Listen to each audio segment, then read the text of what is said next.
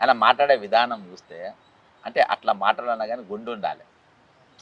నేను మామూలుగా ఆడుకోలే, ఒక రేంజ్లా 179 కేసులు వేసిన కేటీఆర్ మీద, వాళ్ళ మొత్తం వాళ్ళ ఫ్యామిలీ పైన, బీఆర్ఎస్ పైన, బీఆర్ఎస్ ప్రభుత్వం పైన అన్ని ప్రూఫ్లతో వేసిన. ప్రూఫ్లు లేకుండా ఏమి వేయలే. రేవంత్ రెడ్డి నిజంగా వీళ్ళని జైలుకు పంపాలి, నా దగ్గర ఉన్నాయి ప్రూఫ్లు, నేను ఇస్తా. కవితను జైలుకు పంపాలి, నా దగ్గర ఉన్నాయి ప్రూఫ్లు, నేను ఇస్తా. కాకపోతే అన్నిట్లలో వీళ్ళ షేర్లు ఉన్నాయి కాబట్టి వాళ్ళని పంపరు.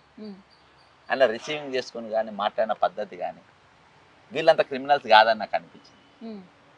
ఇవాళ అందుకనే రేపు ఈయనతో ప్రమాదం, ఈరోజు కార్యకర్త అయినా పబ్లిక్ అయినా కొంచెము ఆయనకు మొగ్గు చూపే అవకాశం ఉందని చెప్పేసి వీళ్ళందరూ కలిసి వాళ్ళు ఫిక్స్ చేసే ప్రయత్నం చేస్తారు. కాబట్టి టీఆర్ఎస్ కార్యకర్తలను వాళ్ళకు జ్వరాలు వచ్చినా ఏ వచ్చినా ఒక నాయకుడు ఆదుకుంటున్నాం, జైలుకు పోయినా. ఇక్కడ నాయకుడే వాళ్ళని జైలుకు పంపుతుంటే వాళ్ళేమో వాళ్ళ నాయకులు కార్యకర్తలకు ఏమైనా కేటీఆర్ నేను ఉన్నా అని చెప్పి కేటీఆర్ పోయి వాళ్ళ తరపు నిలబడతాడు. జ్వరం వచ్చినా దగ్గు వచ్చినా దవాఖానలు ఉన్నప్పుడు నిలబడుతుండు, వీళ్ళ తరపున ఎలా నిలబడుతుంది?